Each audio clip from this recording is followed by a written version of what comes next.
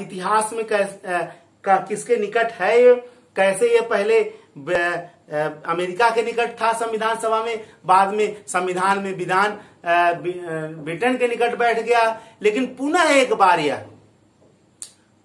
बार यह अमेरिका के निकट कैसे बैठ गया, ये पूरा इतिहास मैंने बता दिया। और मेनका गांधी के वाद के बाद यह अनुच्छेद अभी तक बढ़ता ही चला जा रहा है,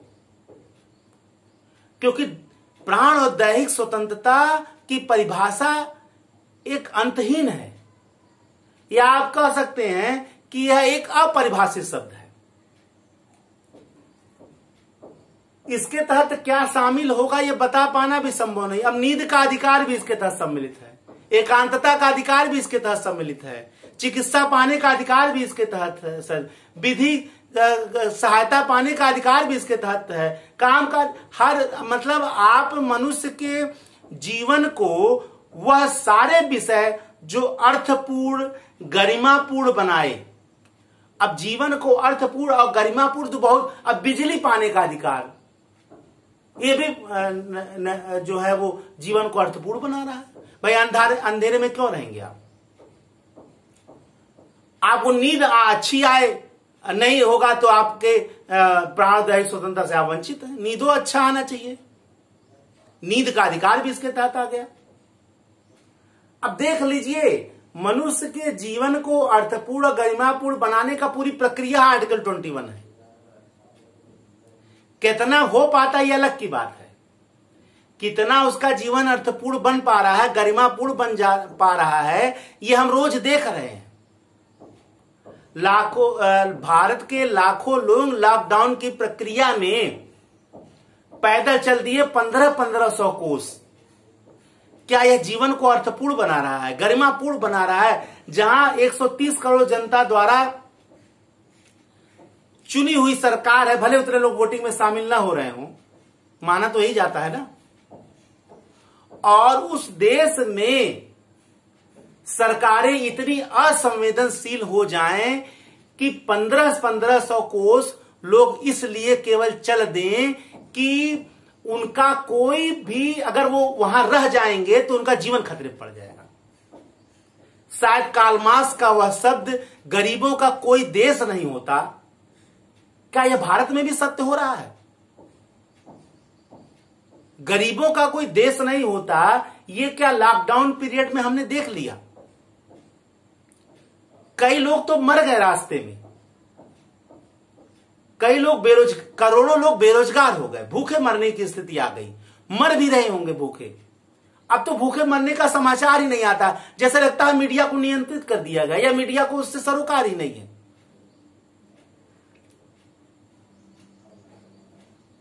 तो प्राण और दैहिक स्वतंत्रता का क्या ये विषय नहीं है? बिल्कुल है। नहीं जीवन अर्थपूर्ण बढ़ रहा, नहीं गरिमापूर्ण बन रहा है। 1500 कोस पैदल आ जा रहा है अपने ही देश में। अपने ही देश में हम दुनिया की महाशक्ति बनने का दंभ भर रहे हैं। लेकिन ठीक है, भारत अपने व्यक्तिगत स्तर पर निश्चय ही महाशक्ति है, इससे कोई इनकार नहीं कर सकता है। सरकारी स्तर पर कितनी महाशक्ति वो सरकारें बता पाएंगे, कितना महाशक्ति हो तो वो बताएंगे ना, ये हम आप कैसे बता पाएंगे? लाखों लोग पैदल चल दिए, सैकड़ों लोग भोजन के बिना मर गए, सैकड़ों लोग रास्ते में मर गए, करोड़ों लोग बेरोजगार हो गए। एक बार घर आए, घर के मारे वन में गए, वन से फिर घर आए, घर से फिर वन में गए, आए तो जा तो रहे हैं। इनसे पूछिए भैया आपका कोई है, तो ये क्या कहेंगे कि हमारा कोई है भी? अनाथ की तरह इधर उधर पेंडुलम की तरह घूम रहे हैं, इन्हें कैसे पता चलेगा कि हमारा कोई है? क्या ये आर्टिकल 21 के तहत प्राण और दैहिक स्वतंत्रता का हनन नहीं है? कौन दोषी होगा इसके लिए? क्या इसके लिए सरकारें दोषी होंगी या हम होंगे जिन्होंने ऐसी सरकारों को चुना? कौन होगा दोषी?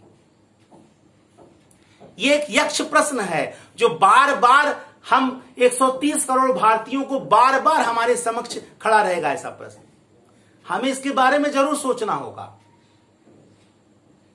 हम सरकारों की बुराई या बड़ाई के नजदीक नहीं बैठ रहे हैं, ये प्रश्न हमारे समक्ष बार बार है और ये बार बार अभी बाढ़ आया है, सैकड़ों लोग मर रहे हैं, पता ये चल रहा है कि वहां प्रशासन की कोई सुविधा ही नहीं पहुंच रही है। आजादी के 70 साल बाद बार बार आ रहा है, करोड़ों अरबों रुपए खर्च हो गए हैं, बांध बार बार टूट रहे हैं। अच्छा ठीक है, बाढ़ आ गया, समय से सहायता पहुंचे, वो भी नहीं हो रहा। धन्य मनाइए एनडीआरएफ की टीम एक बन गई। अगर एनडीआरएफ की टीम ना बनती तो क्या होता?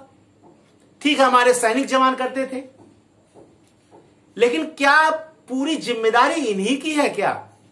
एनडीआरएफ और सैन्य जवान की? इनके पास और एनडीआरएफ का ठीक है काम यही है, सैन्य का काम तो और बेचारे वहां भी देश की रक्षा करे, यहां भी देश की रक्षा करे। तो प्राण और दैहिक स्वतंत्रता, इसमें भी केस हो सकता है कि क्या उन व्यक्तियों के प्राण और दैहिक स्वतंत्रता का संरक्षण नहीं होना चाहिए था जो अनाथ की तरह चल दिए।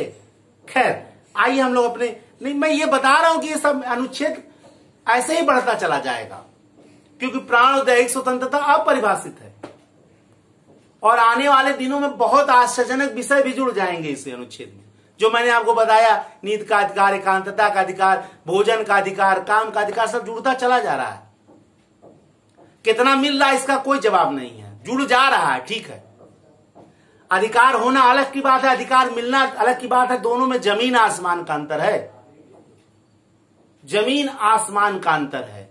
1-2 किलोमीटर 4 किलोमीटर जमीन आसमान। अधिकार होना, अधिकार मिलना।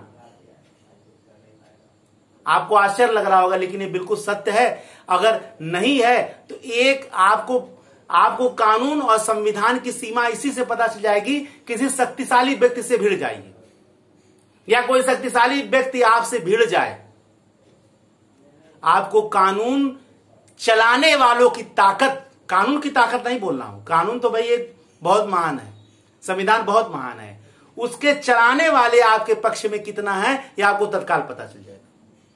किसी धनी शक्तिशाली से लड़ जाइए, ठीक है। ये आपके समक्ष रोज लाखों करोड़ों एग्जाम्पल है। हम क्या बताएंगे यहां से? हमने आपको पहले बताया कि हमारे वीडियो में बताने जनाने से ज्यादा आपको जगाने का भी उद्देश्य है। आप कैसे जागे, आपको जीवित बनाना हमारा उद्देश्य नहीं है, कभी नहीं रहा है। आपको जीवंत बनाना हमारा उद्देश्य है। जो हमारे लक्ष्य को हमारे स्वतंत्रता सेनानियों ने ढूंढा था, एक सच्ची आजादी, अभी वो बहुत दूर है। उसे प्राप्त करने के लिए आपको जीवंत अवश्य होना होगा। आइए अनुच्छेद 21 के विस्तार में कुछ और विषयों को जोड़ा जाए। तो मेनका गांधीवाद यानी विदेश जाने का अधिकार भी आर्टिकल 21 के तहत सम्मिलित है। मोहिनी जैन का एक वाद आया था 1992 में। मोहिनी जैन बनाम कर्नाटक राज्य का एक वाद आया था। इस वाद के तहत जो है यह माना गया कि जो शिक्षा पाने का अधिकार है वो भी आर्टिकल 21 के तहत एक मौलिक अधिकार है। और आपको जान के आश्चर्य होगा, इसी पर चलते हुए सरकार ने 86वें संविधान संशोधन 2002 के तहत एक आर्टिकल जोड़ा, आर्टिकल 21 का, और शिक्षा पाने के अधिकार को मौलिक अधिकार बना दिया। ठीक है ना। यानी मोहिनी जैन बनाम कर्नाटक राज्य का जो वाद है वो एक माइलस्टोन साबित हुआ आर्टिकल 21 के लिए और शिक्षा पाने के लिए। यानी मोहिनी जैन का वाद याद जरूर रखिएगा। ये सब आईएएस की परीक्षा में जरूर पूछे जाते हैं। आईएएस की परीक्षा में ये मान के आप चले कि आपको गहराई में जाके गोता खाना है, किनारे बैठकर गोता नहीं खाना है। ठीक है ना। यानी आपको गहराई में जाकर गोता खाकर ही मोती निकालना है। जो किनारे बैठकर प्रदर्शित करेगा उसे मोती नहीं मिलेगा। तो इन चीजों को जो मैं आपको वाद बता रहा हूं, चाहे वो मेनका गांधीवाद हो, इनका अब समय जानिए, इनका विषय जरूर जानिए किससे संबंधित था। अब मेनका गांधीवाद शिक्षा पाने के अधिकार से संबंधित तो नहीं था, या नींद के अधिकार से संबंधित नहीं था, एकांतता के अधिकार से संबंधित नहीं था। किससे था? विदेश जाने के अधिकार से संबंधित था। विषयों को आप जरूर जानें।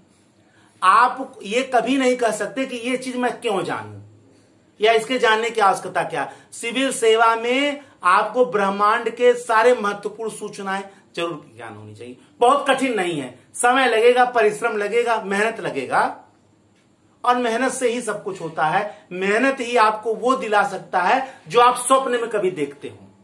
जो सपने में देखते हैं उसको साकार करने का अगर एकमात्र कोई जरिया है तो वो परिश्रम है। परिश्रम का कोई विकल्प नहीं है। अगर आपको कोई विकल्प बता रहा हो तो मूर्ख बना रहा है। परिश्रम का कोई विकल्प नहीं है। सिविल सेवा की तैयारी अगर आप कर रहे हैं तो ये एक शब्द मेरा कंठस्थ कर लीजिए। कोई ये बता रहा हो कि ये बता दूंगा फंस जाएगा, कोई बता रहा हो कि ये बता दूंगा लड़ जाएगा, ऐसा कुछ नहीं होता। फंसाने और लड़ाने वाला काम कोई नहीं कर पाएगा सिविल सेवा में। परिश्रम आपके पास अंतिम विकल्प है, इसके अलावा कोई विकल्प नहीं है। परिश्रम आपको वो दिला सकता है जो आप सपने में देखते हैं, यानी सपने से साकार अगर कोई करेगा तो परिश्रम है। मोहिनी जैन का वाद आपने देख लिया। फिर राजगोपाल बनाम तमिलनाडु के वाद में एकांतता का अधिकार, एकांतता का अधिकार या निजता का अधिकार भी एक अनुच्छेद 21 के तहत प्राण और दैहिक स्वतंत्रता से संबंधित किया गया और मौलिक अधिकार घोषित किया। चिकित्सा सहायता पाने का अधिकार, बहुत बार आप देखते होंगे एक्सीडेंट हो जाता है और बार बार पुलिस का बहाना बनाकर, चाहे वो सरकारी हो चाहे प्राइवेट वाले हो, इलाज नहीं देते हैं। और बहुत सारी मौतें केवल इसीलिए होती हैं कि चिकित्सा सही समय पर नहीं उपलब्ध कराया गया। कोर्ट ने आदेश दिया चिकित्सा, चाहे वो प्राइवेट हो चाहे हॉस्पिटल हो चाहे वो गवर्नमेंट हॉस्पिटल, तत्काल चिकित्सा सहायता पाना उसका आर्टिकल 21 के तहत मौलिक अधिकार है। आपसे पुलिस जवाब, कई बार कोर्ट ने इसको और बढ़ाया है और कहा है पुलिस आपसे पूछेगी भी नहीं कौन लाए कहां से लाए, कहीं आप तो जैसा कुछ नहीं, तत्काल उसको चिकित्सा सहायता उपलब्ध कराएगी। किसी व्यक्ति को से कहा जाता है कि आप तत्काल उस व्यक्ति को अस्पताल पहुंचाएं, आपसे कोई पूछताछ नहीं होगा। तो चिकित्सा सहायता चाहे वो प्राइवेट हो चाहे सरकारी हॉस्पिटल, सबको आदेश दिया गया तत्काल चिकित्सा सहायता दीजिए, यह उस व्यक्ति का मौलिक अधिकार है। एक और केस आया विशाखा का, विख्यात विशाखा का केस आया। विशाखा केस बहुत नामी है। विशाखा बनाम राजस्थान का एक वाद था। एक महिला का यौन शोषण हुआ था, उसके साथ बलात्कार हुआ था अपने कार्यस्थल पर। तो इसमें भी सुप्रीम कोर्ट का बहुत ही ऐतिहासिक फैसला आया और सुप्रीम कोर्ट ने उस समय किसी भी महिला का उसके कार्यस्थल पर जो यौन उत्पीड़न था उसको लैंगिक समानता, माइंड करिएगा, उसको जेंडर इक्वलिटी यानी लैंगिक समानता और आर्टिकल 21 के तहत प्राण और दैहिक स्वतंत्रता का उल्लंघन माना। यानी कार्यस्थल पर अगर किसी महिला का यौन शोषण होता है तो लैंगिक समानता का उल्लंघन है, जेंडर इक्वलिटी का उल्लंघन है। ये उसके कमजोरी का उल्लंघन, उसके कमजोरी का प्रतीक नहीं माना है, ये उल्लंघन माना गया है। स्त्री पुरुष को समान मानने का उल्लंघन है। आप समान नहीं मान रहे हो तभी आप उसके ऊपर जो है वो कर रहे हो, यौन उत्पीड़न उसका कर रहे हो। दूसरा, आर्टिकल 21 से इसको जोड़ दिया। तो विशाखा मामला जो है वो एक आर्टिकल 21 के तहत जो वो की एनजीओ था, सामाजिक संगठन था विशाखा, उसने इसको दायर किया था। तो ये मामला वहां से उठकर आया और ये माना गया। ये बार बार आप जब लैंगिक समानता का आप चाहे प्रश्न उत्तर लिखे एग्जाम में, मेंस में, और चाहे आप निबंध लिखें तो विशाखा का मामला जो है वो निबंध में शामिल किया जाता, बहुत ये स्कोरिंग माना जाता है। ठीक है, तो इसके तहत लैंगिक समानता का उल्लंघन माना गया। फिर भोजन का अधिकार भी आर्टिकल 21 के तहत मौलिक अधिकार माना गया। आश्रय का अधिकार, राइट टू शेल्टर, चाहे वो कोई हो, दलित हो, गरीब हो, पिछड़ा हो, SC ST हो, उनको आश्रय प्रदान कर हर सरकार प्रदान करेगी। रहने का अधिकार ही नहीं कि सड़क पे रहे, इधर उधर रहे। लेकिन आप देखते होंगे बहुत बड़ी जनसंख्या सड़क पर रहती है। आप रेलवे स्टेशन पहुंचते बहुत सारी आपको जनसंख्या वहां दिखेगी और पुलिसों द्वारा उससे वसूली भी दिखेगा, आपको बताने की जरूरत नहीं है। तो राइट टू शेल्टर, आश्रय पाने का अधिकार, इसके अलावा नींद का अधिकार, नींद का अधिकार भी जो है आपके नींद में कोई खलल नहीं डाल सकता है। नींद का अधिकार भी जो है वो किसके तहत शामिल किया गया है, आर्टिकल 21 के तहत मौलिक अधिकार माना गया है। और ये बढ़ ही रहा है, बहुत सारे और भी इसमें जोड़े गए। सब बता पाना संभव नहीं है। मैंने आपको आर्टिकल 21 का पूरा बताया। अब प्रश्न ये उठता है कि आर्टिकल 359 में यह एक प्रावधान है कि अगर आर्टिकल 352 राष्ट्रीय आपात लागू हो तो भाग 3 के तहत जो मौलिक अधिकार है उसको निलंबित करने के लिए आर्टिकल 359 के तहत राष्ट्रपति आदेश जारी कर सकता है और जो भाग 3 के मौलिक अधिकार हैं वो निलंबित हो जाएंगे। ठीक है, तो क्या आर्टिकल 21 के तहत जो मौलिक अधिकार है वो भी निलंबित हो जाएगा? बिल्कुल नहीं। लेकिन आपको जान के आश्चर्य होगा, ये निलंबित हुआ था। अब निलंबित हुआ था, अब नहीं हो सकता, ये क्या माजरा है? ये समझने वाली बात है। आज हम लोग जब पीसीएस में आईएएस में कहीं आ जाएगा क्या कौन सा नहीं होता तो हम रटे हुए 2021 ये रटे हुए हैं कि कोई भी निलंबित होगा, 2021 निलंबित नहीं होगा। लेकिन 20 और 21 कितनी बार निलंबित हुआ, ये तो गहराई का प्रश्न है। देखिए 1962, 1971, 1975 ये 3 बार राष्ट्रीय आपात भारत में लागू हुआ था, अनुच्छेद 352। इन तीनों बार में आर्टिकल 20 और 21 निलंबित हुआ था। ठीक है, लेकिन तीसरी बार जब इंदिरा गांधी ने 1975 में आंतरिक अशांति के तहत जब आपातकाल लागू किया था तो उन्होंने इसमें तानाशाही का प्रयोग किया था। लाखों लोग जेल में गाजर और मूली की तरह भर दिए गए, जानवरों की तरह, वर्षों बंद थे और सबसे ज्यादा उनके प्राणदायक स्वतंत्रता का हनन हुआ था। यही कारण है जब जनता पार्टी सरकार आई तो उन्होंने 44वां संविधान संशोधन पारित करके यह प्रावधान कर दिया कि हर अनुच्छेद भाग 3 के निलंबित होंगे, मतलब मौलिक अधिकार जो उसके तहत प्रदान किए वो निलंबित हो जाएंगे।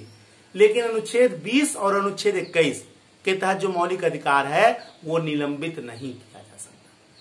क्लियर बात समझ में आई है? यानी कि आर्टिकल 21 44वें संविधान संशोधन के पहले निलंबित हो सकता था, 3 बार हुआ भी, लेकिन 44वें संविधान संशोधन के बाद अब निलंबित नहीं हो सकता है। यही वर्तमान का प्रावधान है।